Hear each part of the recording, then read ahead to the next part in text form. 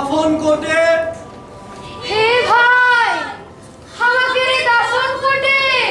তার দীর্ঘ ছায়ায় নতুনভাবে নির্মিত হয়েছে বাংলা নাটকের পথ।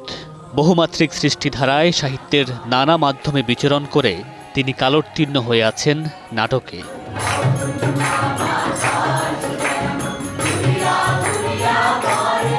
কৈশোরেই নিমগ্ন হয়েছিলেন সাহিত্যের ভুবনে। বিশ্ববিদ্যালয়ে পড়ার সময় কবিতা লিখে আত্মপ্রকাশের চেষ্টা করলেও নাটক লিখে খুঁজে পান আপন ভূমি। এরপর নাটকই হয়ে ওঠে তার সৃজনযাত্রার অনিবার্য গন্তব্য। 1973 সালে ঢাকা থিয়েটার প্রতিষ্ঠার পর পাশ্চাত্যের ধারা ভেঙে ফিরিয়ে আনেন লোকজ ঐতিহ্য ও মহাকাব্যিক সৌন্দর্য। রচনা করেন কীর্তনখোলা, জৈবতী কন্যার মন, নিমজ্জন ও চাকার মতো কালজয়ী নাটক।